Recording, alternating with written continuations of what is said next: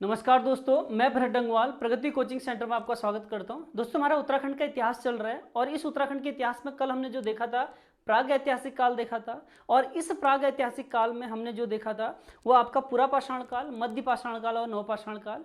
उसी से हम अब आज आगे बात करते हैं। आज हमारा आगे टॉपिक रहेगा आपका आदि ऐतिहासिक काल, यानी कि हम प्राग ऐतिहासिक काल पूरा देख चुके हैं उत्तराखंड का। आज उत्तराखंड का जो रहेगा कौन सा रहेगा, आपका आदि ऐतिहासिक काल। इस आदि ऐतिहासिक काल की बात करें तो इसको आपके एक अन्य नाम से भी जाना जाता है। हम इसे आपके पौराणिक काल भी नाम देते हैं, यानी कि इसे पौराणिक काल के नाम से भी जाना जाता है। और साथ ही साथ इसमें देखा जाए जो मनुष्य था वो मनुष्य आपके कुछ धातुओं का उसने आपका यहाँ पर प्रयोग करना शुरू कर दिया था। कुछ धातुओं का पता उसने लगा लिया था। उसमें सबसे पहला धातु जो था वो तांबा था, और उसके बाद जो दूसरी धातु थी वो आपकी कौन सी थी, कांस्य थी। और इसके साथ ही साथ इन्होंने जो था आपके लोहे का आविष्कार भी यहाँ पर कर लिया था। अब यहाँ पर देखा जाए तो इनके आधार पर अगर हम देखें आदि ऐतिहासिक काल की बात करें तो आदि ऐतिहासिक काल की जो है कुछ विशेषता हमें देखने को मिलती है उत्तराखंड में। सबसे पहले अगर देखा जाए तो इसे हम एक नाम से जानते हैं, महास्म संस्कृति के नाम से हम इसे जानते हैं। और दूसरा इसे देखा जाए तो इसे आपके ताम्र संस्कृति के नाम से भी जानते हैं। इसकी दूसरी विशेषता ताम्र संस्कृति, इसका मतलब ये हुआ कि इन्होंने आपके विशाल पत्थरों वाली संस्कृति कहा गया, यानी कि हमें पत्थरों से कुछ जानकारी मिली और हमें यहाँ पे कुछ तांबे के उपकरण देखने को मिले। और साथ ही साथ यहाँ पर देखा जाए तो यहाँ पर चित्रित धूसर जो मृदभांड थे, चित्रित धूसर मृदभांड भी हमें देखने को यहाँ पर मिलते हैं। अब इसमें चौथा पॉइंट जो है ये आपका उत्तराखंड में आपका जो नगरीकरण शुरू हुआ था वो भी आपका जो है आदि ऐतिहासिक काल में देखने को मिलता है। इसी समय में जो था मनुष्य को आपका लिपि का ज्ञान हो गया था, यानी कि इसमें आपका भाषा देखने को मिलेगी। और साथ ही साथ जो था उत्तराखंड में जो साहित्यिक है उस साहित्य का उदय भी जो है हम कहाँ से मानते हैं, आदि ऐतिहासिक काल से ही माना जाता है। अब सबसे पहले हम देखते हैं इसमें अगर इन पांचों में बात करें तो आज सबसे पहले हम जो बात करेंगे वो महास्म संस्कृति की बात करेंगे, यानी कि पहली विशेषता हम लिख लेते हैं कौन सी, आपके महास्म संस्कृति। अभी मैंने इसमें बताया कि इसका जो शाब्दिक अर्थ होता है वह आपके विशाल पत्थरों वाली संस्कृति इसका शाब्दिक अर्थ है। और इसकी जो शुरुआत मानी जाती है वो दक्षिण भारत से मानी जाती है, यानी कि दक्षिण भारत से आपके महास्म संस्कृति का प्रारंभ हुआ और दक्षिण भारत से ही उत्तर भारत में आता है। सबसे पहले अगर देखा जाए तो आपका कौन सा हो गया, गुजरात हो गया। इसके बाद ये आपको राजस्थान में देखने को मिलता है और इसके बाद ये बिहार में भी देखने को मिलेगा। और साथ ही साथ इनके साथ जो है ये आपके उत्तराखंड और दूसरा जो है आपका कौन सा हो गया, जम्मू कश्मीर वाला क्षेत्र है। ये महास्म संस्कृति हमें इन क्षेत्रों में भी देखने को मिलती है। अब यहाँ पर हमें जो बात करनी है, हमें तो केवल उत्तराखंड पढ़ना है, तो हम यहाँ पर देखेंगे कि महास्म संस्कृति के जो साक्ष्य हैं हमें उत्तराखंड के आपके कौन कौन सी जगहों से मिले हैं और इसके खोजकर्ता कौन है। तो सबसे पहले अगर देखा जाए तो उत्तराखंड में देखा जाए तो ये इसकी शुरुआत जो मानी जाती है वो आपके 1856 में मानी जाती है। एक आपके अंग्रेज अधिकारी जिनका नाम आपका क्या था, हेनवुड था। ये हेनवुड जो थे ये आपके उत्तराखंड में एक जगह जिला है जिसका नाम आपका चंपावत है। इस चंपावत के आपके देवीधुरा नामक स्थान पे जो था इनको आपके कुछ समाधान देखने को मिलते हैं। और साथ ही साथ इन्होंने कुछ कप मार्क्स भी यहाँ पे खोजे, यानी कि एक तो इन्होंने यहाँ पे से कप मार्क्स देखे, कप मार्क्स हो गया। कप मार्क्स का इस्तेमाल अगर देखा जाए तो ये जो आपके आदि ऐतिहासिक काल वाले थे ये अपने अनाज को रखने के लिए, अनाज का संग्रहण करने के लिए इसका आपका प्रयोग किया करते थे। और इसमें साथ ही साथ जो थे इन्होंने यहाँ से आपके समाधान भी खोजे। तो ऐसे करने वाले उत्तराखंड के पहले व्यक्ति थे, इसीलिए इन्हें जो है उत्तराखंड का पुरातत्व का जनक भी माना जाता है। यानी कि उत्तराखंड के पुरातत्व का जो जनक है वो किनको कहा जाता है, आपके हेनवुड को कहा जाता है। अब इन्होंने खोज इसकी जो थी आपके 1800 कब करी, 56 करी। इसके बाद देखा जाए तो जो आपके हेनवुड ने खोजा इसका वर्णन जो थे वो आपके दो अन्य इतिहासकार और करते हैं। उनके नामों की अगर बात की जाए तो उसी में आपका जो था एक व्यक्ति था जिसका नाम था आपका इतावली हो गया और दूसरा व्यक्ति जो थे उनका नाम क्या था, व्हीलर। तो इन दोनों ने जो था आपके हेनवुड द्वारा खोजे गए कप मार्क्स और समाधानों का वर्णन अपनी रचनाओं में भी आपका कर रखा है। तो ये था पहला महास्म संस्कृति का आपका उदाहरण जो हमें हेनवुड द्वारा चंपावत के देवीधुरा से देखने को मिलता है। अब इसमें दूसरी अगर बात की जाए तो इसी में जो है आपके 1877 में आपके एक और अंग्रेज अधिकारी हैं जिनका नाम आपका रिबेट कारनाक है, कारनाक इनका नाम है। इन्होंने क्या किया, अल्मोड़ा यानी कि उत्तराखंड का एक जिला अल्मोड़ा, और अल्मोड़ा में एक जगह है जिसका नाम आपका दोरहाट है। इस दोरहाट वाले क्षेत्र से इन्होंने भी कुछ कप मार्क्स प्राप्त किए। अगर देखा जाए तो पहले कप मार्क्स तो हेनवुड प्राप्त कर चुके थे, लेकिन ज़्यादा संख्या में, ज़्यादा मात्रा में अगर देखा जाए तो इनको किसने देखा, आपकी रिबेट कारनाक ने देखा। और ये दोरहाट में एक मंदिर है जिसे हम चंद्रेश्वर मंदिर के नाम से जानते हैं। तो इन्होंने यहाँ से जो था आपके लगभग आपके 200 जो कप मार्क्स थे, इन 200 कप मार्क्स की खोज करी, जो आपका देखा जाता है कि 12 ऐसे समांतर लाइन में था। तो 12 समांतर लाइनों में टोटल कितने कप मार्क्स थे आपके, 200। और इनकी खोज जो की है किसने कर रखी है, आपके रिबेट कारनाक ने। यानी कि कई लोग मानते हैं कि रिबेट कारनाक ने इनकी खोज नहीं कर रखी है, लेकिन वर्णन इन्होंने कर रखा है। तो अगर आपका क्वेश्चन आया दोरहाट से किसने खोजा, तो आप रिबेट कारनाक की उसमें क्या करेंगे, आपका देखेंगे। अब इसके बाद देखा जाए तो इसके बाद अगर हम अल्मोड़ा की बात करें तो तीसरा पॉइंट इसमें देखें, अल्मोड़ा में आपका रामगंगा नदी क्षेत्र है, यानी कि रामगंगा नदी क्षेत्र। इस रामगंगा नदी क्षेत्र से आपके एक राइटर है जिनका नाम आपका यशोधर मठपाल है। इन यशोधर मठपाल ने भी यहाँ से आपके जो थे लगभग 72 या 73 जो कप मार्क्स थे, उन्होंने भी आपका खोज रखा है। तो आपका यहाँ पर देखा जाए उत्तराखंड का इतिहासकार जैसे यशोधर मठपाल हो गया, उन्होंने खोज रखे 73। साथ ही साथ MP जोशी, यशवंत सिंह कटौच जो थे, इन्होंने भी आपका जो है इसमें अहम भूमिका निभा रखी है। तो अल्मोड़ा का नालीग्राम बोलते हैं, या आपके पश्चिमी रामगंगा नदी क्षेत्र हो गया, यहाँ से भी हमें 73 कप मार्क्स देने को मिलते हैं। सबसे पहले हेनवुड हो गया 1856 में, उसके बाद आपके 1877 में जो हो गया रिबेट कारनाक हो गया, और इसके साथ साथ बाद में हमें देखने को यशोधर मठपाल द्वारा 73 कप मार्क्स इन्होंने भी आपका खोज रखा है। अब इसके बाद देखा जाए जब आपके 1856 में पहली बार आपके हेनवुड ने आपका महात्मा संस्कृति की जानकारी दी थी, तो इसके ठीक 100 साल बाद अगर देखा जाए 1956 में उत्तराखंड के एक राइटर हैं जिनका नाम आपका शिव प्रसाद डबराल है। तो शिव प्रसाद डबराल जो थे, इन्होंने भी आपका जो था यहाँ पर आपके समाधान खोजे थे। वो आपके कहाँ से, उत्तराखंड का जिला है चमोली, और इस चमोली में भी एक ग्राम है जिसका नाम है मलारी ग्राम। अर्थात उत्तराखंड के चमोली के मलारी ग्राम से शिव प्रसाद डबराल को भी आपके जो थे कुछ समाधान यहाँ से आपके प्राप्त होते हैं।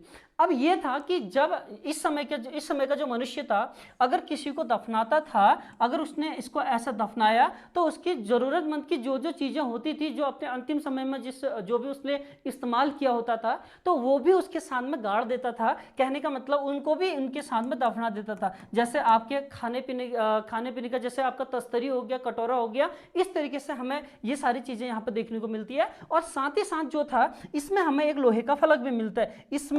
इसमें अगर देखा जाए एक आपका इस तरीके से एक लोहे का फलक भी देखने को मिलता है, किसमें आपके शिव प्रसाद डबराल द्वारा खोजा गया ये समाधान।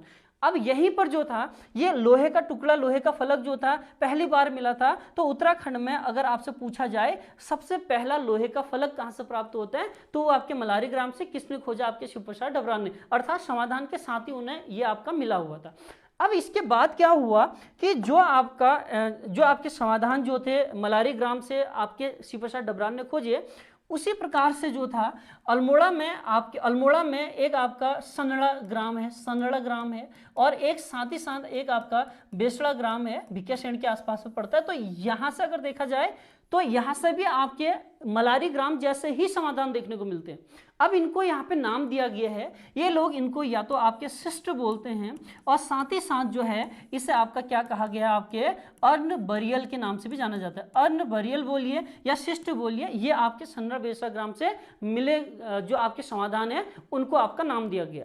ये तो था आपकी महात्मा संस्कृति, यानी कि उत्तराखंड में महात्मा संस्कृति की जानकारी आपके हेनवुड ने दी, आपके रिबेट कारनाक ने दी, उसके बाद यशोधर मठपाल ने दी, और उसके बाद आपके शिव प्रसाद डबराल ने दी। तो आपको ये पॉइंट जो है ये आपको याद करने चाहिए। और साथ ही साथ अगर देखें तो इस महात्मा संस्कृति के बाद जो था हमें दूसरी विशेषता देखने को मिलती है कि यहाँ पर जो उपकरण थे वो कौन से उपकरण थे, आपके ताम्र उपकरण। कहने का तात्पर्य ये है कि अब जो उत्तराखंड है, उत्तराखंड से ताम्र उपकरण भी हमें देखने को मिलते हैं। इसकी शुरुआत जो मानी जाती है वो आपके 1951 से मानी जाती है। 1951 में आपका हरिद्वार जो जिला है, इस हरिद्वार में ही आपका बहादुराबाद है, बहादुराबाद, यहाँ से आपके कुछ हमें सॉरी, यहाँ से हमें कुछ आपके जो हैं ताम उपकरण देखने को मिलते हैं।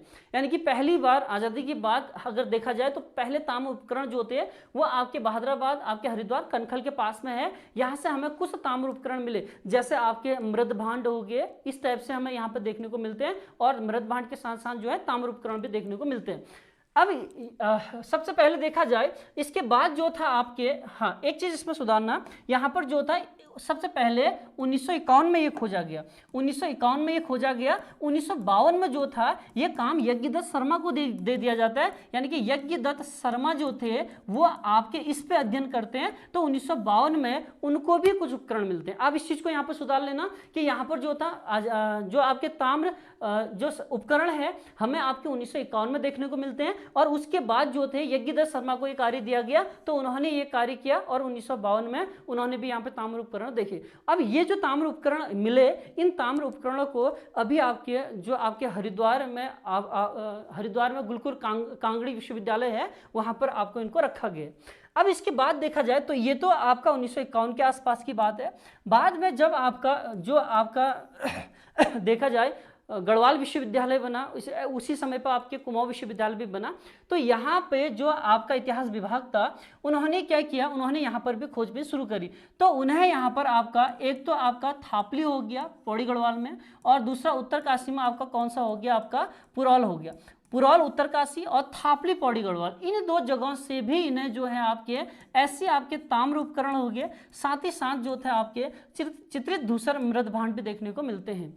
अब ये जो थे ये इन्होंने इसके बारे में पता किया, तो पता ये चला कि ये जो है आपके महाभारत जैसी सामग्री है, जो महाभारत जैसे आपके सामग्री है वो आपके कौन से थे, महाभारत जैसे उपकरण ये देखने को मिलते हैं, इसीलिए इसे महाभारत सामग्री के नाम से जाना जाता है। और इसमें एक व्यक्ति और है जिसका नाम धर्मपाल अग्रवाल है, वो ये बोलते हैं, खासकर थापली की बात बोलते हैं, वो बोलते हैं कि ये 300 ईसा पूर्व के आसपास के आपके ताम्र उपकरण है। तो आपको ये देखना है कि उत्तराखंड में सबसे पहले ताम्र उपकरण जो था आपका 1951 में देखने को मिला, फिर उसके बाद आपके 1952 में यज्ञदत्त शर्मा ने इस पर कार्य किया, और इसके बाद आपका जो हेमंती नंदन बहुगुणा विश्वविद्यालय है उसने इस पे काम किया, उन्हें थापली हो गया और आपका पुरौल हो गया, यहाँ से ताम्र उपकरण और आपके चित्रित धूसर मृद भांड मिले, और इसमें जो था इन लोगों ने पता किया कि ये आपके महाभारत सामग्री जैसे दिखते हैं। तो आपको ये याद रखना है कि महाभारत सामग्री जैसे उपकरण जो था उत्तराखंड के गढ़वाल से आपके कहाँ से प्राप्त हो रखे।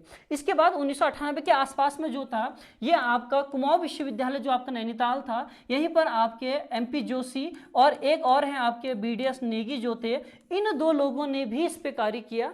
अब जैसे सामग्री जो थी, कहने का तात्पर्य यह है कि जैसे आपके थापली और पुरौल उत्तरकाशी और पौड़ी से हमें जो सामग्री मिली, और वही सामग्री जो थी आपके कुमाऊं से भी देखने को मिलती है। और कुमाऊं में अगर ये जगह देखी जाए तो ये आपका उत्तराखंड का एक जिला अल्मोड़ा में अगर देखा जाए एक आपका दोरहाट नामक जगह पड़ता है, यहीं पर एक जगह है जिसे आप बगवाली पोखर के नाम से आपका जानते हो, बगवाली पोखर। और बगवाली पोखर में भी एक जगह है जिसका नाम क्या है आपका धनखल। इस धनखल से हमें जो था आपके ऐसे उपकरण मिले जो आपके थापली और पुरौल से देखने को मिले। आप ये कह सकते हो कि महाभारत सामग्री के जो उपकरण है वो हमें आपके गढ़वाल से, थापली और पुरौल से देखने को मिलते हैं, और MP जोशी और BDS नेगी ने वही उपकरण जो थे, उसी तरीके से उपकरण जो थे वो आपके कहाँ से खोजे, अल्मोड़ा के, ये आपके धनकल नामक स्थान से आपके क्या कर रखे, खोज रखे। तो सबसे पहले हमने आपका 1951 में देखा, उसके बाद 1952 में देखा, इसके बाद थापली पुरौल देखा, और साथ ही साथ हमने इसमें देखा कि अल्मोड़ा के धनकल से भी हमें ऐसी चीजें प्राप्त होती है। अब इसके बाद देखा जाए तो आपका अल्मोड़ा वाला जो क्षेत्र है, अल्मोड़ा में 1986 में, अगर 1986 की बात करें तो अल्मोड़ा को ताम्र नगरी के नाम से तो हम जानते ही हैं। तो वहां से अगर देखा जाए सबसे पहले मानव प्रतिमा मिल रखी है। तो मानव प्रतिमा अगर देखी जाए तो मानव प्रतिमा ताम्र की बात कर रहे हैं, यानी कि मानव प्रतिमा जो ताम्र की बनी हुई है, यह हमें सबसे पहले कहाँ पे देखने को मिलती है, आपके 1986 में खोजा गया। कहाँ से देखने को मिला, आपके अल्मोड़ा को। और अल्मोड़ा को आप सभी को पता है ताम्र नगरी के नाम से भी आपका जाना जाता है। अब इसके साथ साथ देखा जाए तो हमें यहाँ पर आपका एक क्षेत्र और है जिसका नाम आपका क्या हो गया, बनकोट हो गया।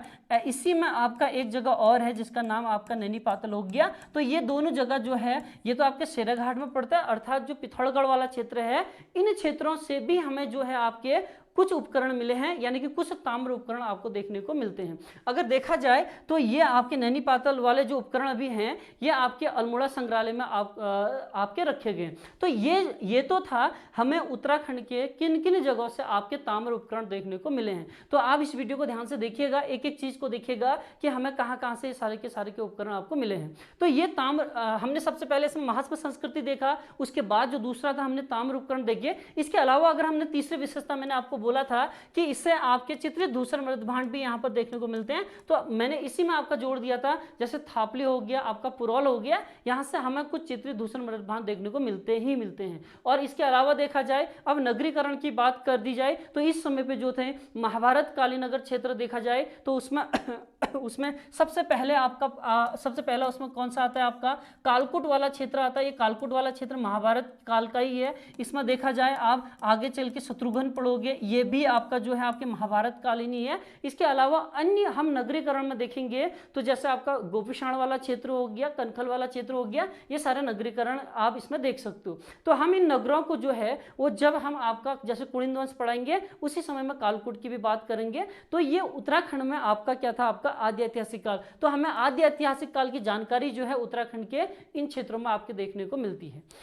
अब दूसरा जो पॉइंट, इसमें एक लास्ट विशेषता मैंने आपको बताई थी कि उत्तराखंड में आपकी जो आपकी लिपि थी और साथ ही साथ जो इनकी आपकी कौन सी भाषा होगी, और यहीं पर मैंने कहा था ये आपका साहित्यिक युग है। तो इसमें हम जो है अगली क्लास में हम इसमें डिटेल में देखेंगे, यानी कि इसके अगली क्लास ही हमारी क्या रहेगी, आपका साहित्यिक आपका काल इसमें रहेगा। और उसके बाद जो है हम आपका उत्तराखंड के आपके लगभग मध्यकालीन में पहुंच जाएंगे, यानी कि मध्यकालीन इतिहास को हम आपका शुरू करेंगे। तो आपको वीडियो पसंद आए तो ऐसे आप लाइक करिएगा। धन्यवाद।